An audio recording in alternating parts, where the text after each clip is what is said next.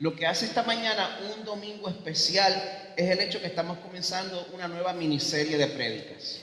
En esta miniserie nuestra intención es observar la temporada que comienza hoy, la temporada de Adviento.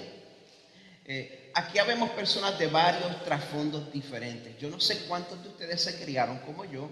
Yo no me crié en una iglesia tradicional de estilo litúrgico. Yo me crié en una iglesia pentecostal. Yo no sé cuántos de ustedes se criaron como yo. Pero si usted se crió en ese tipo de iglesia que no es de un estilo litúrgico y que no sigue lo que se llama el calendario eclesiástico. Eso es un nombre de domingo que quiere decir básicamente el calendario de la iglesia. Pues quizás usted no está seguro de lo que es esta temporada de Adviento. Primero que nada, nosotros ya seguimos el calendario de la iglesia y nosotros no lo sabemos. Es por causa del calendario eclesiástico que nosotros celebramos Semana Santa. Otra de las temporadas que son parte de ese calendario es la temporada de Adviento, y la observación del Adviento en específico es algo que no se conoce tanto dentro de las iglesias protestantes de estilo contemporáneo. Pero ¿sabe qué? La iglesia cristiana ha estado celebrando la temporada de Adviento desde el siglo IV.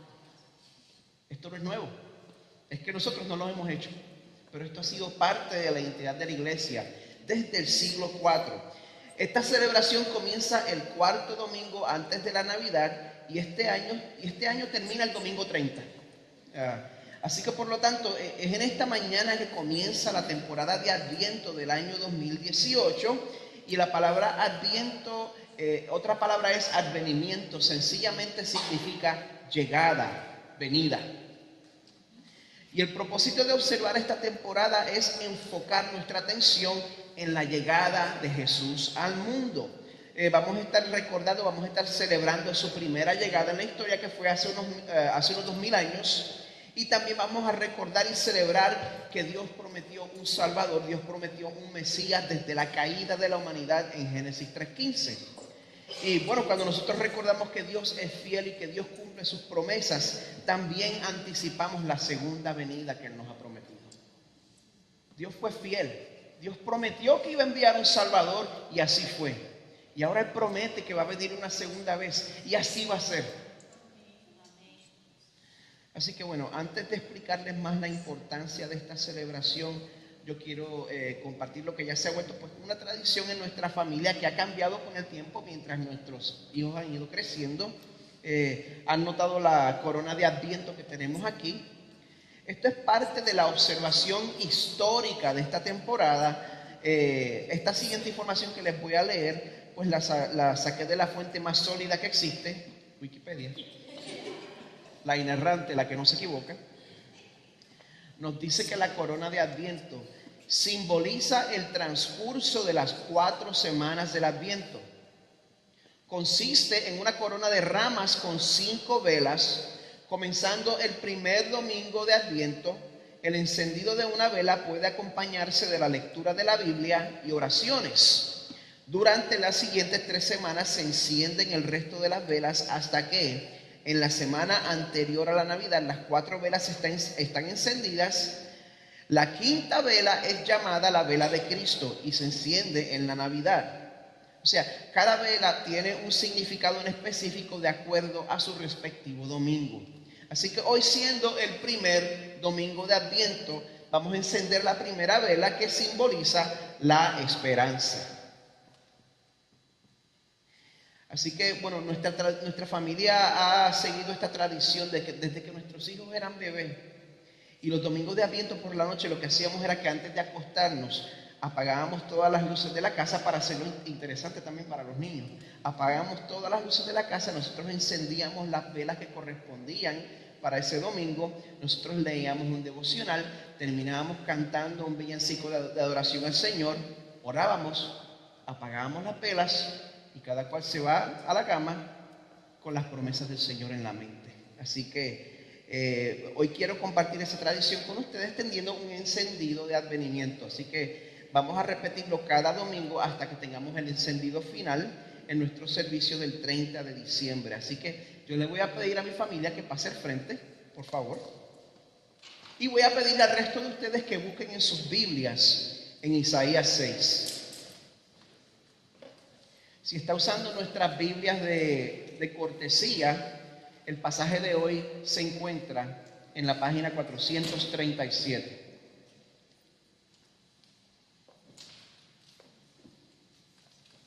Como en años anteriores, mi deseo es que los próximos encendidos sean hechos por otras familias aquí en Crosspoint Español, así que me pondré en contacto con ustedes y les estaré dejando saber.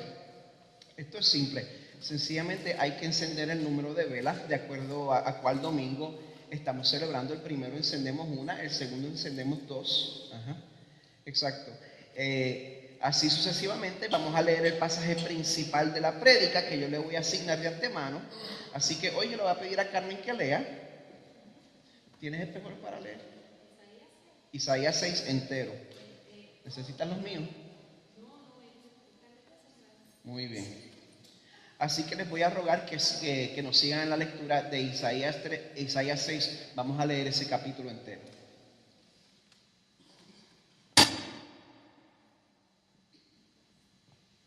Isaías 6. Esta es la palabra del Señor. Sí, dale.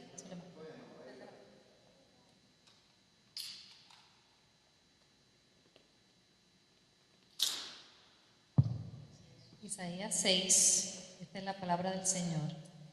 En el año de la muerte del rey Usías, vi yo al Señor sentado sobre un trono alto y sublime, y la orla de su manto llenaba el templo.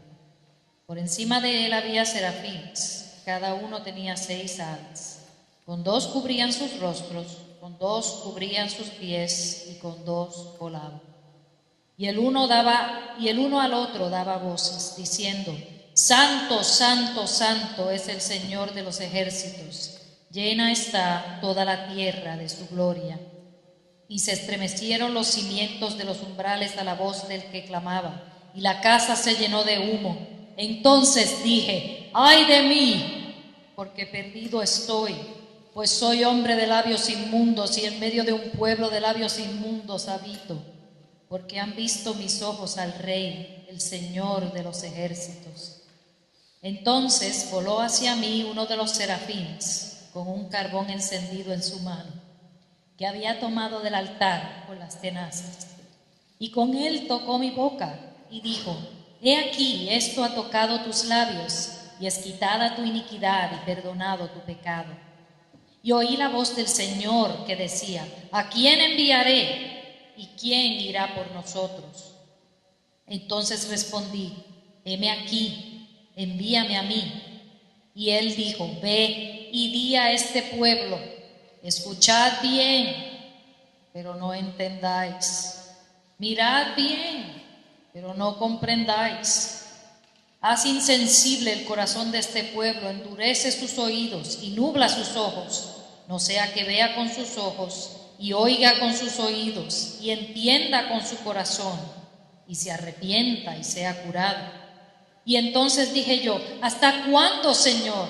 Y él respondió: hasta que las ciudades estén destruidas y sin habitantes, las casas sin gente y la tierra completamente desolada, hasta que el Señor haya alejado a los hombres y sean muchos los lugares abandonados en medio de la tierra.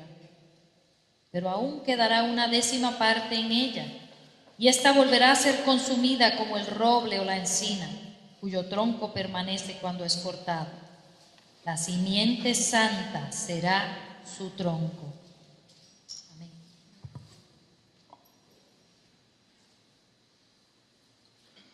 Señor, a menudo no sabemos cómo reaccionar a este pasaje.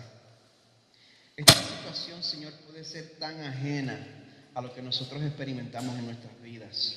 Sin embargo, Señor, yo te ruego que, comenzando en esta mañana, sin importar la actitud de corazón con la cual hayamos venido, sin importar la situación en nuestra casa que hayamos dejado, sin importar las preocupaciones que nos estén agobiando, Señor, yo te ruego que tú le reveles a nuestros corazones complacientes que tu santidad es una realidad. Revélanos eso en esta mañana, Señor. Pedimos también que tu Espíritu abra los ojos y abra los corazones a través de tu palabra, para que podamos comprender nuestra necesidad de Jesús y lo que Él ha hecho por nosotros. Es a través de Él que oramos, en su poderoso nombre. Amén. Amén. Pueden sentarse. You can blow the candle out, mamá.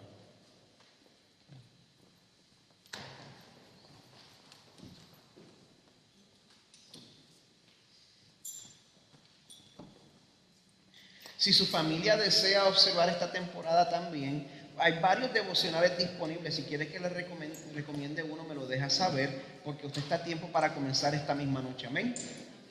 Bueno, entonces amén. Bueno, volviendo a la pregunta central de esta mañana, ¿por qué es importante poner en práctica el observar la temporada de Adviento? ¿Cuál es la importancia? Nos permite tomar un receso de nuestros ritmos de vida tan ocupados. Nos permite tomar un receso y crea conciencia en nosotros de las cosas que realmente necesitamos. Y cuando nosotros celebramos la esperanza en este domingo, le recordamos al mundo que no importa cuán horrible se vea el porvenir, no importa cuán malas y cuán poco prometedoras se vean las cosas no se van a quedar como están. Dios va a intervenir. Dios va a intervenir. Y cuando nosotros vemos que Dios nos ha rescatado y que nos está cambiando a cada uno de nosotros individualmente, ese es el milagro más grande que puede ocurrir. Y eso nos da la certeza de que viene una limpieza que ha sido prometida a este mundo por nuestro Dios y Creador. Esto es algo que tenemos que afirmar aquí en esta mañana, porque no importa cuántos de nosotros se han criado en la iglesia, uno de los males más comunes es la falta de conciencia propia. No nos conocemos a nosotros mismos lo suficiente. Y como consecuencia, a menudo no nos damos cuenta de la suciedad congénita que tenemos en nuestros corazones. ¿Me está siguiendo? No nos damos cuenta de la suciedad congénita que tenemos en nuestros corazones. Es como el dilema de tener una alfombra en la casa. Una de las cosas que en mi opinión distingue a la Florida Central del resto del país es el hecho de que las casas tienden a ser alfombradas en vez de tener losa. Yo como que he encontrado eso más aquí. Digo esto porque cuando yo trabajaba con niños y hacía visitas a domicilio, pues yo me tenía que quitar los zapatos en todas las casas que llegaba, porque la mayoría de las casas donde trabajaba pues tenían alfombra. El problema de la casa alfombrada es que, bueno, a menos que haya un derrame que uno no puede ignorar, la alfombra se va ensuciando de una manera gradual que uno no puede percibir. Uno no se da cuenta y la alfombra se está poniendo más y más mugrienta. Hasta que llega el día que alquilas la máquina para limpiar la alfombra y entonces te das cuenta de lo sucia que se había puesto. Entonces. Pero el momento donde verdaderamente te das cuenta de la condición de la alfombra no es ahí. Es cuando tienes que drenar el agua de la máquina y sale negra. Yo no sé ustedes, en los 70 yo me acuerdo que en Puerto Rico había un anuncio de una de esas máquinas que uno alquilaba. Y el narrador decía, mi esposa por poco se desmaya cuando ve el agua negra salir. Yo me acuerdo de eso. De igual manera, un gran enemigo de nuestras almas es la rutina y la complacencia. Es un gran enemigo de nuestras almas. Nosotros nos recostamos del hecho de que nosotros vamos a la iglesia. Nos recostamos en el hecho de que nosotros nos criamos en la iglesia. Nosotros nos recostamos en el hecho de que nosotros creemos en la doctrina sana. Pero ni nos examinamos, ni le pedimos a Dios que nos cambie, ni le pedimos a Dios que transforme nuestros patrones de pecado que añaden un peso innecesario a nuestras vidas. Y ni siquiera nos damos cuenta cuando nos hace falta una buena limpieza profunda. Por esa razón, si la tendencia natural de nuestros corazones, en vez de quedarse enfocado en su Salvador, es irse a la deriva poco a poco y entumecerse a las realidades espirituales, si Dios no interrumpe nuestra rutina y nos sacude de una vez, ¿cómo vamos a esperar a alguien que ni siquiera sabemos que hace falta que venga? Querida iglesia, igualito que Isaías, nosotros necesitamos que Dios nos estremezca con su santidad traumatizante.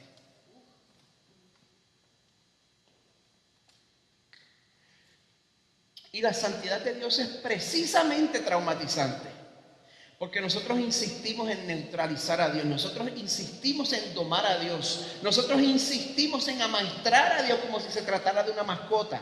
Y una de las maneras en las cuales nosotros insistimos en amaestrar y neutralizar a Dios es que tomamos la temporada navideña y la reducimos a un sentimentalismo.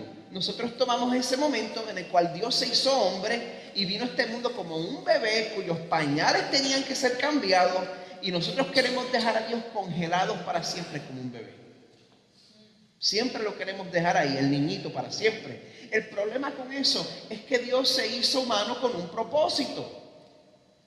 Él llegó como un bebé, pero no se quedó bebé. Él vino como un bebé para hacerse hombre y para entonces entregarse voluntariamente a ser torturado y asesinado para cubrir la culpa de tu pecado.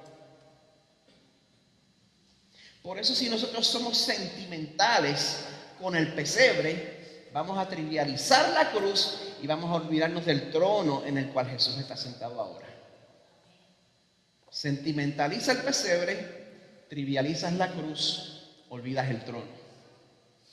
Pero Dios no permite que te olvides del trono, porque ese trono es imponente, es intimidante, y es el trono que solo pertenece al creador del universo. El primer verso de aquí nos describe los tiempos en que esta visión le sucede a Isaías. Dice: el año en que murió el rey Usías. Capítulo 6, versículo 1. El año que murió el rey Usías. ¿Quién es ese rey Usías? Esta frase no solo nos deja saber cuándo es que esto sucedió, sino también nos deja saber el clima espiritual en Israel. Si usted puede buscar después en Segunda de Crónicas 26, usted puede leer en detalle sobre el reinado del rey Usías. Segunda de Crónicas 26 está completamente dedicado a eso. Usted va a ver que eso fue un reino prolongado y en su mayoría próspero. Para entonces, pues ya Israel se había dividido en dos reinos diferentes, el reino del norte y el reino del sur. Usías reinaba en el reino del sur, en Judá. Usías llegó a reinar por 52 años. Esa es mi edad 2 veces, ¿verdad? Bien. Usías reinó por un total de 52 años, pero igual que muchos de sus antecesores, la prosperidad de su reino lo corrompió. Y la Biblia nos muestra que él se llenó de orgullo y que desobedeció lo que había prometido a Jehová. Y entonces él fue al templo a hacer cosas que solamente le tocaban a los sacerdotes. Él fue al templo a quemar incienso. Se suponía que un rey no usurpara las funciones de un sacerdote. Llega al templo, los sacerdotes se enojan contra él y le dijeron que estaba mal, que él no era lícito para él que hiciera esto. Así que Usías se enfurece, pero en ese momento que se enfurece, antes de que pueda hacerle algo a los sacerdotes, le brota lepra de la frente. Y lo peor que te podía pasar en Israel es que te diera lepra. Este pasaje nos dice que Usías fue enfermando cada vez más hasta que le fue imposible gobernar. Lo tuvieron que aislar del cargo y lo pusieron en una casa alejada. Y por no poder reinar más, pues se puso a la cabeza del reino su hijo, y finalmente el rey Usías fallece con lepra. Es en este momento crítico que Dios llama a Isaías a ser su profeta. El año en que murió el rey Usías, vi al Señor sentado en un majestuoso trono. Él estaba adorando en el templo. Muchas veces nosotros adoramos al Señor y lo menos que esperamos es que el Señor se aparezca. Es irónico. Yo estoy seguro que él no esperaba que eso pasara. En el momento de una crisis de liderazgo en su país, qué bueno que eso no nos está pasando a nosotros, ¿verdad? En el momento de una crisis de liderazgo en su país, en el momento de incertidumbre, Isaías encuentra que Dios, el verdadero líder, Él está en su trono y Él está en mando. El liderazgo puede estar en crisis, pero Dios sigue siendo rey. Te pregunto, Se siente como si tu vida estuviera fuera de control. Se siente tu vida como si estuvieras dentro de una inundación repentina que tú no puedes controlar. El Salmo 29, verso 10 nos dice que Dios hasta gobierna las aguas de la inundación. El Señor preside sobre el diluvio. El Señor gobierna como rey para siempre.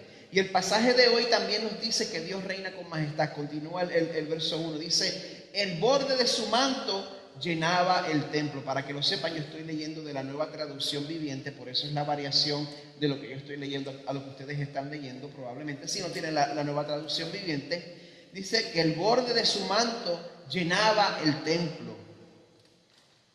Yo siempre recuerdo en el año 1981, yo tenía 12 años de edad para entonces. Ese año se casó la princesa Diana de Gales. Y yo recuerdo ver esa boda en vivo. ¿Algunos de ustedes vieron esa boda en vivo? Estamos viejos. Yo la vi en vivo. Y lo que más yo recuerdo específicamente fue la falda de ella cuando entró a la iglesia. Una falda imponente, una falda gigante, una falda llena de esplendor, grandísima. Y eso nos muestra que en la realeza la persona, mientras más exaltada, mayor es su manto, ¿verdad? El borde del manto del Señor llenaba el templo. El verso 2 también nos dice que lo asistían poderosos serafines. A través de la Biblia vemos que los ángeles no son los bebés en pañales que nosotros vemos en la televisión, que tocan arpa. La Biblia no nos representa a los ángeles de esa manera, sino que son seres espirituales que son majestuosos y que cuando se le aparecen a la gente intimidan con su presencia. Siempre que se aparece un ángel, vemos en la Biblia que la persona se da cuenta que está al frente de un ángel, cae en el piso, inclusive se siente tentado a adorar a ese ángel como si fuera Dios. Los serafines, y entonces aquí los serafines son los ángeles de mayor rango, los más majestuosos. Y cuando Dios crea a los serafines, porque Dios tiene un diseño específico cuando crea, y Él crea a estos serafines para que estén en su presencia, y presten atención a cómo diseñó a estos serafines. El resto del verso 2 dice, cada uno tenía 6 alas, con 2 alas se cubrían el rostro, con 2 se cubrían los pies y con 2 volaban. Hágase esa imagen mental. ¿Por qué estos seres hermosos, majestuosos y sin pecado se tienen que cubrir? ¿Por qué? Vamos a ver. El verso 3 dice, decían unos a otros, Santo, Santo, Santo es el Señor de los ejércitos celestiales. Y aquí está el problema que todos enfrentamos en esta mañana. Usted no sabía que usted tenía este problema, yo se lo informo ahora mismo. Dios no solo es rey. Dios no solo está en control a pesar de cómo se vean las cosas, sino que este rey que está en control es santo. ¿Qué significa santo? Básicamente significa perfecto, puro, sin pecado, separado de lo común, consagrado, diferente. Y Dios no solo es santo, tampoco es santo, santo, sino que dicen los ángeles que Dios es santo, santo, santo. ¿Por qué lo repiten? La literatura hebrea, por falta de poder subrayar o ponerlo todo en mayúsculas como hacemos nosotros para hacer hincapié, pues hacía ese hincapié a través de repetir las palabras. Por eso Jesús, cuando le decía a las muchedumbres, esto es verdad, Él decía, de cierto te digo. Y la palabra de Dios nos revela en esta mañana una vez más que Dios no solo es santo, no solo es santo, santo, sino que Él es santo, santo, santo. Perfección por perfección por perfección, perfección a la tercera potencia. Y aunque no nos demos cuenta, Dios es tan santo que dice el verso 3 al final, toda la tierra está llena de su gloria. Toda. ¿Usted no se da cuenta? El problema es de nosotros. También me fascina mucho lo que significa gloria. Gloria significa peso, substancia.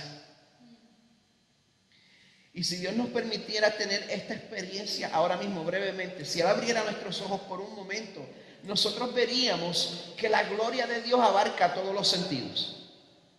El verso 4 dice: sus voces sacudían el templo hasta los cimientos y todo el edificio estaba lleno de humo. ¿Quién ha vivido aquí suficiente tiempo como para haber experimentado cuando los transbordadores espaciales entraban otra vez en? Yo recuerdo eso. Los Space Shuttles. Toda la Florida Central se daba cuenta del momento en que la nave rompía la barrera del sonido. Porque se producía una explosión sónica, lo que se llama sonic boom. Y no importa dónde estuviera usted en la región, se sentía como si algo hubiera caído encima de su casa. Y toda la casa se maqueaba y también las ventanas también se oían temblar. La primera vez que me pasó a mí, que yo no sabía lo que era, yo corrí afuera para ver qué había caído del cielo. De vez en cuando, esté pendiente cuando vaya a aterrizar alguna nave espacial aquí y no en Houston, va a saber, en el momento que se rompe la barrera del sonido, va a experimentar esa explosión sónica. Y bueno, aquí las casas son de cartón, así que yo puedo entender por qué sucede así. Pero estos serafines estaban estremeciendo un templo de ladrillo. En adición, estaba subiendo humo. Esto nos deja saber que todo esto está pasando mientras ardía un sacrificio en el altar. Imagine todo eso. Imagine esa visión. Imagine lo que se siente. Imagine lo que oye. ¿Cómo usted reacciona a eso? ¡Ay, qué lindo! Esa no fue la reacción de Isaías. En este momento Isaías se da cuenta de que él está delante de su Creador y de que él no es más que una criatura, y más que una criatura, alguien que se ha rebelado en contra de este Rey Todopoderoso. De momento te das cuenta que Dios es Rey, y de momento te das cuenta que tú eres una cucaracha, que te has rebelado en contra de ese Rey, que lo único que tiene que hacer es esto, y ahí terminaste tú. El verso 5 dice, comienza así: entonces dije, todo se ha acabado para mí. La Reina Valera dice, ay de mí que soy muerto. La Nueva Versión Internacional dice, ay de mí que estoy perdido. La versión Dios habla hoy dice, ay de mí que voy a morir. En inglés, en la New American Standard Bible se traduce, ay de mí, pues estoy arruinado. Muerto, perdido, deshecho, arruinado. Continúa, dice, estoy condenado porque soy un pecador, tengo labios impuros y vivo en medio de un pueblo de labios impuros. Sin embargo, he visto al Rey, el Señor de los ejércitos celestiales.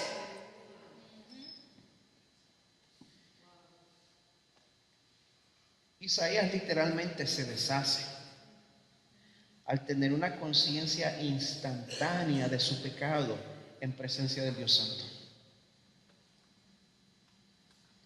Y en ese momento literalmente declara una maldición sobre sí mismo. ¡Ay de mí!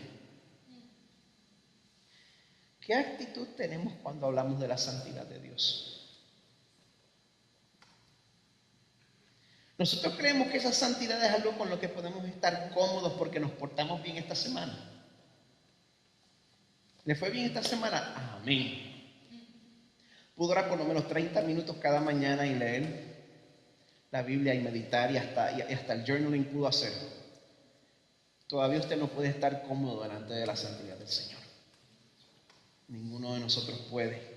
Ante un Dios que es santo, santo, santo, todos estamos condenados porque todos somos pecadores, tenemos labios impuros, vivimos en medio de un pueblo de labios impuros y por eso todos aquí necesitamos la misma intervención que que Isaías recibió en el verso 6. Entonces uno de los serafines voló hacia mí con un carbón encendido que había tomado del altar con unas tenazas. Una vez más, el serafín es un ser sin pecado. Sin embargo, tiene que agarrar este carbón con tenazas. Y esto nos deja saber no tanto la temperatura, sino más bien la pureza y la santidad representada por ese carbón. El verso 7 dice, con él tocó mis labios y dijo, ¿ves? Este carbón te ha tocado los labios. Ahora tu culpa ha sido quitada y tus pecados perdonados. Ya. Así nada más.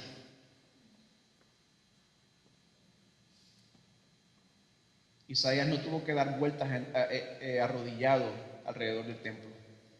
Isaías no tuvo que vestirse de saco.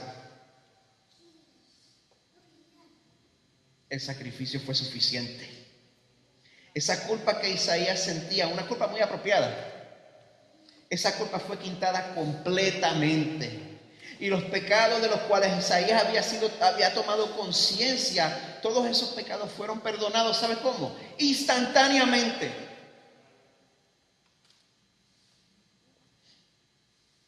Isaías no estaba en un plan de probatoria en el cual tenía que portarse bien para ganarse ese perdón al final. Su culpa fue quitada en el momento. El pecado de Isaías fue removido, pero no fue removido por nada que él hubiera hecho. El pecado de Isaías fue removido gracias a un sacrificio. Ese altar nos muestra un sacrificio. Un sacrificio que en el caso de Isaías no había sucedido todavía. Era un sacrificio que tomaría lugar en el futuro, unos 700 años después. Pero este sacrificio sería el sacrificio que extendería su brazo, alcanzaría el pasado para perdonar y salvar a todo el pueblo de Dios desde entonces. Desde Génesis hasta la cruz.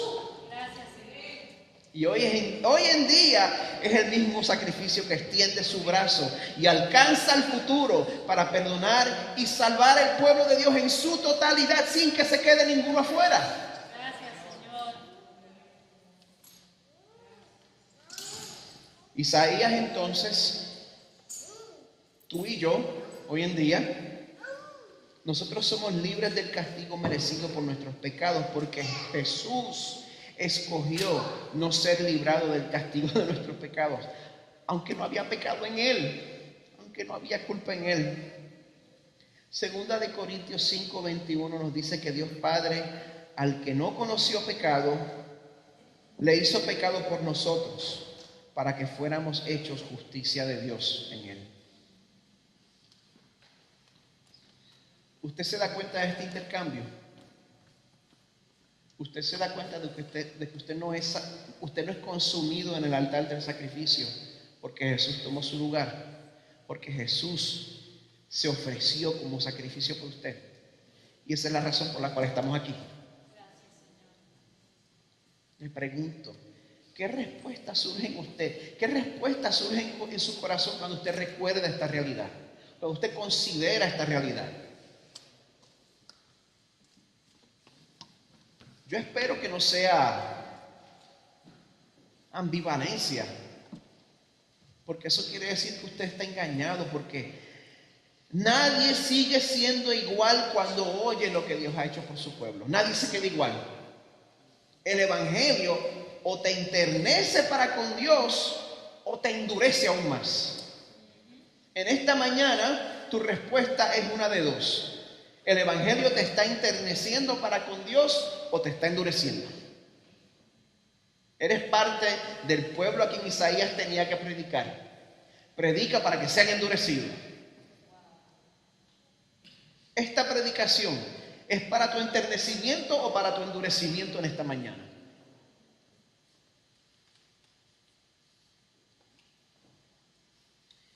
Isaías aquí muestra que su corazón había sido enternecido completamente cuando él responde a la comisión que Dios le da en el verso 8. Dice, después oí que el Señor preguntaba, ¿a quién enviaré como mensajero a este pueblo?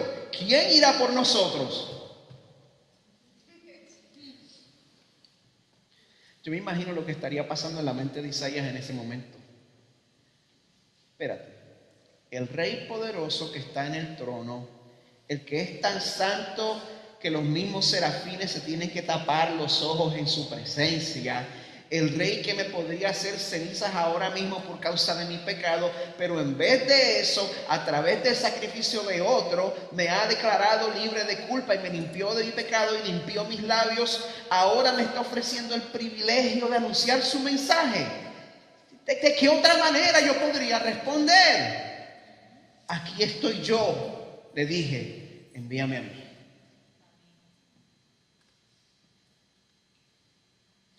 Sin embargo, la comisión de Isaías sería una comisión difícil. Muchos predicadores pues se detienen aquí, en heme aquí, Señor, envíame a mí.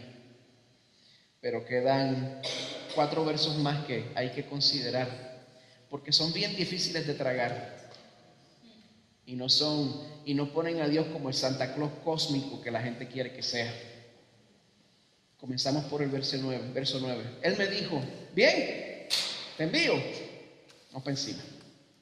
Ve y dile a este pueblo, escuchen con atención, pero no entiendan.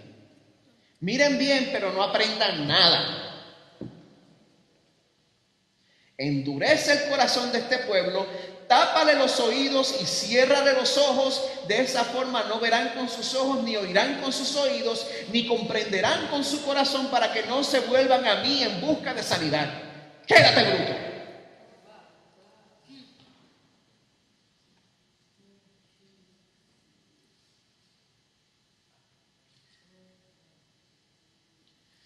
La comisión de Isaías era predicar una palabra que resultaría en el endurecimiento del 99% de las personas que lo iban a escuchar.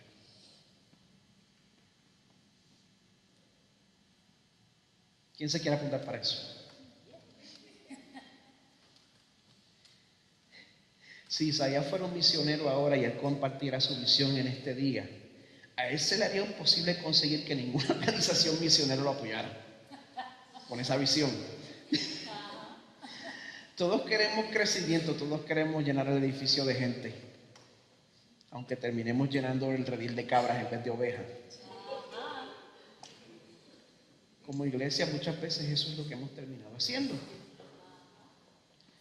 Pero para este tipo de comisión, porque el Señor tiene un llamado diferente para todas las personas. Para algunas personas tiene este tipo de comisión dura. Y para este tipo de comisión donde se experimenta poco fruto visible desde nuestro punto de vista, hay que estar revestido de fe.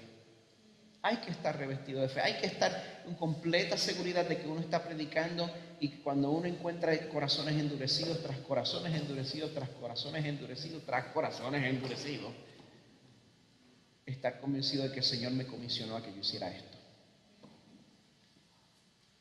Por eso yo puedo comprender la pregunta de Isaías en el verso 11. Entonces yo dije, Señor, ¿cuánto tiempo durará esto? ¿Va a haber un tiempo de avivamiento al final? ¿Voy a poder ver las multitudes convirtiéndose a ti? ¿Qué me espera al final? El resto del verso 11 dice, Él contestó, hasta que sus ciudades queden vacías, sus casas queden desiertas y la tierra entera quede seca y baldía. Hasta que el Señor haya mandado a todos lejos y toda la tierra de Israel quede desierta. Si aún sobrevive una 10ª parte, un remanente volverá a ser invadida y quemada. La palabra del Señor es dura. Y en efecto fue así. El mensaje de Isaías no fue muy bien recibido, que digamos. A la gente no le gustó mucho. De hecho, este mensaje le costó la vida a Isaías. Él no solo tuvo que soportar el no ser reconocido como un profeta del Señor, sino que también tuvo que experimentar la realidad del martirio. Tuvo que pasar por el terror de ser cerrado en 2, como nos dice la tradición. Así fue que él murió. pero es solamente la revelación verdadera de Dios tal y como es en su santidad traumatizante, que le da al pueblo de Dios el valor, que da las fuerzas para perseverar hasta el fin sin importar las consecuencias. Por terrible que sea este mundo, no se compara al terror de la santidad del que lo va a juzgar.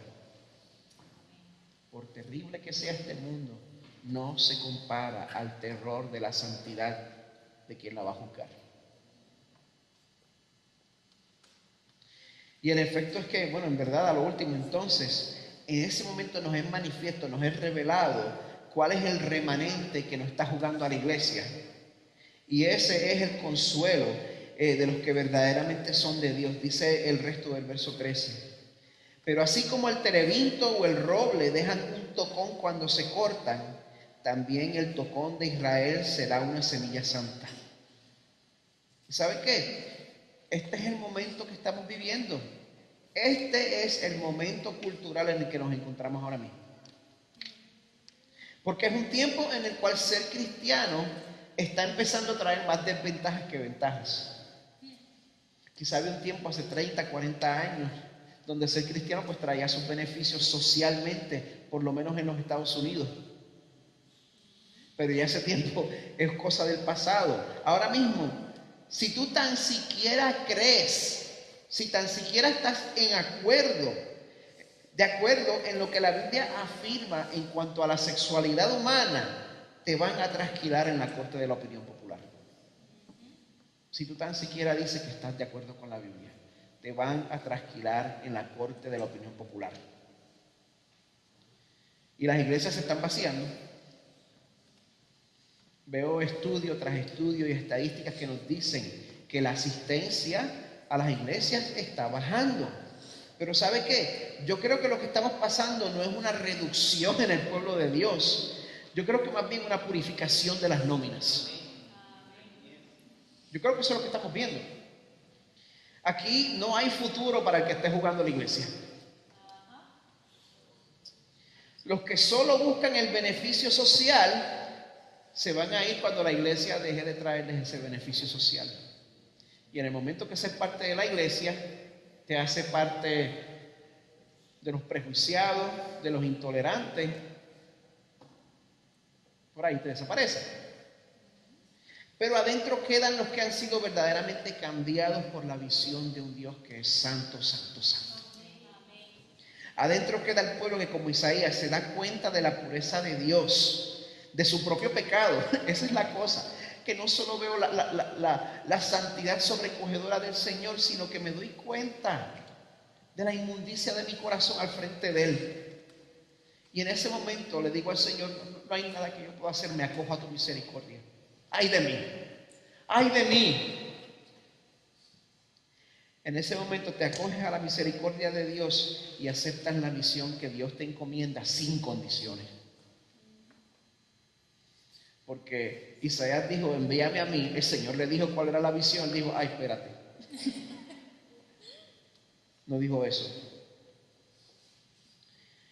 Esta realidad que he compartido con ustedes en esta mañana nos pone a todos en una obligación.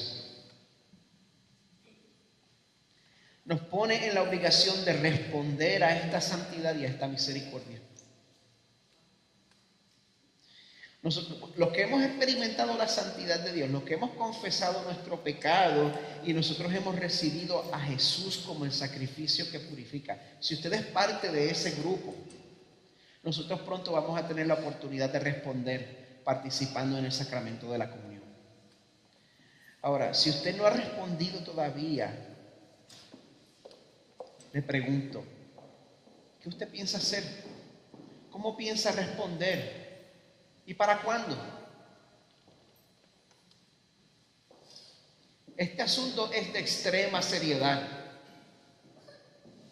El teólogo de nuestros tiempos que dedicó su vida a hablar de la santidad de Dios, quien en vida fuera R.C. Sproul, escribió lo siguiente: me sorprende la gente cuando discuto con ellos acerca del cristianismo y a menudo me dicen, bueno, está bien que tengas una fe religiosa en Cristo, pero no siento la necesidad de Cristo.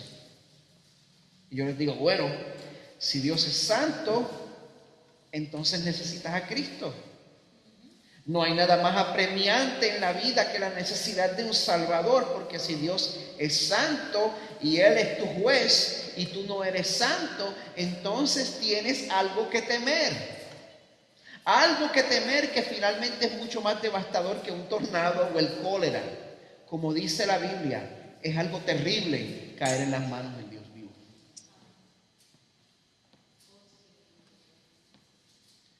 Te pregunto, ¿cómo sales de aquí hoy? Esta visión de la santidad de Dios, ¿te ha conmovido a humillarte ante Él o sales de aquí más endurecido todavía? Son dos opciones. Mi esperanza es que ustedes puedan ver las cosas como son. Dios es santo, tú eres pecador y necesitas su perdón. Y ese perdón está disponible a través del niño que nació en un pesebre para dar su vida en la cruz.